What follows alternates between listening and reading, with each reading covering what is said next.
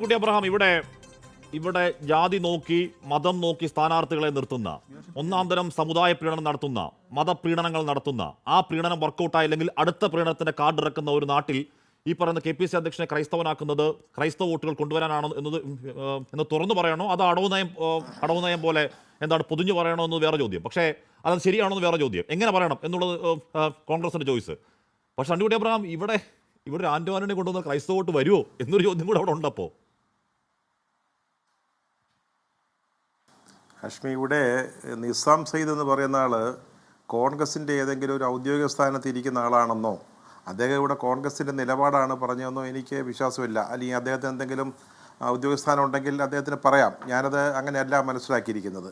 ഇപ്പോൾ എന്നോട് ചോദിച്ചാലും ഞാൻ പറയുന്ന ഒരു കാര്യമാണ് നിസാം ഇവിടെ പറഞ്ഞത്. കാരണം ഇവിടെ എല്ലാ പാർട്ടികളും അവരവരുടെ സ്ഥാനാർത്ഥികളെ നിശ്ചയിക്കുമ്പോൾ, അല്ലെങ്കിൽ ചില സ്ഥലങ്ങളിലെ നേതാക്കളെ നിശ്ചയിക്കുമ്പോഴൊക്കെ ഈ സമുദായവും മതവും ഒക്കെ നോക്കാറുണ്ട്. 2016 തിരഞ്ഞെടുപ്പിൽ ഉമ്മൻചാണ്ടിയും അദ്ദേഹത്തിൻ്റെ സഭ ഓർത്തഡോക്സ് സഭയുമായിട്ട് ഒരു അഭിപ്രായ വ്യത്യാസം ഉണ്ടായി. കാരണം അന്ന് ഒരു സുപ്രീം കോടതി വിധി അനുസരിച്ച് പള്ളികൾ പിടിച്ചു കൊടുത്തില്ല എന്നുള്ളതായിരുന്നു സഭയ്ക്ക് അല്ലെങ്കിൽ പള്ളിക്ക് ഉമ്മൻചാണ്ടിയോടുള്ള ദേഷ്യം. ഉമ്മൻചാണ്ടിക്കെതിരായിട്ട് വലിയ പ്രക്ഷോഭവും ചെറിയ കാമ്പയിനൊക്കെ നടന്നൊരു സമയമുണ്ട്.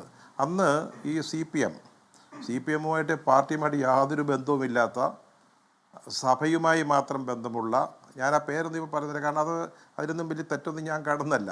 അങ്ങനെ ഒരാളെ കൊണ്ടുവന്ന് തിരുവിതാംകൂറിൽ ഒരു സീറ്റിൽ മത്സരിപ്പിച്ച് ജയിപ്പിച്ച ചരിത്രമൊക്കെ നമ്മുടെയൊക്കെ മുമ്പിൽ കഴിഞ്ഞ 16 തിരഞ്ഞെടുപ്പിൽ എന്തിന് കുവൈറ്റ് യുദ്ധം നടക്കുമ്പോൾ സദ്ദാം ഹുസൈനെ അനുകൂലിച്ച് EMS ചില പ്രസംഗങ്ങൾ നടത്തി വോട്ട് വാങ്ങിച്ച കഥ ഓർമ്മയില്ലേ? എന്തിനാണ് മദനിയുടെ സ്റ്റേജ് ഇവിടുത്തെ CPM-ലെ നേതാക്കൾ പങ്കുവച്ചിട്ടില്ലേ? പിന്നെ ഹാഷ്മി ഇടയ്ക്ക് പറയാൻ ശ്രമിച്ചൊരു കാര്യം, കഴിഞ്ഞ ലോക്സഭാ തിരഞ്ഞെടുപ്പിൽ എന്തായിരുന്നു ഇവിടെ ഭയങ്കര മുസ്ലിം പ്രീണനം, മുസ്ലിങ്ങളുടെ വോട്ടെല്ലാം കിട്ടുന്നതായിട്ട് നടത്തി. അത് കിട്ടാതിരുന്നപ്പോൾ അതുകൊണ്ട് തന്നെ പിന്നെ CPM-ന് കിട്ടിക്കൊണ്ടിരുന്ന വോട്ട് BJP-ക്ക് ഷിഫ്റ്റായി എന്ന് മനസ്സിലായപ്പോൾ അത് തിരിച്ചു പറഞ്ഞതല്ലേ CPM. ഇതൊക്കെ എവിടെയാണ്? ഈ കേരളത്തിൽ ഇതൊക്കെ തന്നെയല്ലേ നടക്കുന്നത്? CPM-ൻ്റെ പണ്ടൊരു ചരിത്രമൊക്കെ ഉണ്ടായിരുന്നു. ഇത്തരം കാര്യങ്ങളോ ഇത്തരം പരിഗണനകളോ കൂടാതെ സ്ഥാനാർത്ഥികളെയൊക്കെ നിശ്ചയിക്കുന്ന ഒരു കാലം ഉണ്ടായിരുന്നു. ഇപ്പോൾ പിണറായി വിജയൻ ഈ പാർട്ടിയുടെ എല്ലാം ആയതോടുകൂടി ഇപ്പോൾ ഇത്തരത്തിലുള്ള പരിഗണനകളൊക്കെ ഉണ്ട്. പിന്നെ ചോദിക്കുകയാണ്, ഞങ്ങളുടെ സ്റ്റേറ്റ് സെക്രട്ടറിയെ നിയമിച്ചപ്പം ഇതിനൊന്നും വലിയ അർത്ഥമൊന്നുമില്ല. എല്ലാവരും ഈ പരിഗണനകൾ നോക്കാറുണ്ട്. ഇവിടെ നിസാം പറഞ്ഞത് വളരെ കറക്റ്റായ കാര്യമാണ്. അതിപ്പോൾ നാളെ KC വേണുഗോപാൽ അല്ലെങ്കിൽ VD സതീശൻ അത് പറഞ്ഞാൽ നിസാമിന് പിന്നെ ഹാഷ്മിക്ക് ചോദിക്കാം, കോൺഗ്രസിൻ്റെ ഒരു ഉത്തരവാദിത്തപ്പെട്ട നേതാവ് അങ്ങനെ പറയുന്നത് ശരിയാണോ? ഇവിടെ നിസാം ഒരു നിരീക്ഷകൻ എന്നുള്ള നിലയിൽ അവിടെ നടക്കുന്ന കാര്യങ്ങൾ എന്നോട് ചോദിച്ചാലും ഞാനത് തന്നെയാണ് പറയുക. ഇപ്പോൾ ഒരു ക്രിസ്ത്യൻ KPCC പ്രസിഡന്റ് എന്ന് പറയുന്നതിൻ്റെ ഉദ്ദേശം തന്നെ ഒത്തിരി ക്രിസ്ത്യൻ വോട്ടുകൾ ഷിഫ്റ്റ് ആവുന്നു. ആ ചോർച്ച അടയ്ക്കുന്നതിന്. അതുപോലെ തന്നെ അദ്ദേഹം പറഞ്ഞ പോലെ തന്നെ പ്രധാനപ്പെട്ട നേതാക്കൾ ഇപ്പോൾ സെൻട്രൽ ടാവൻകൂറിൽ ക്രിസ്ത്യൻ ലീഡേഴ്സ് ഇല്ല. അങ്ങനെയൊക്കെ തന്നെയാണ് എല്ലാ പാർട്ടികളും. എല്ലാവർക്കും പ്രാതിനിധ്യം വേണമെന്നേ.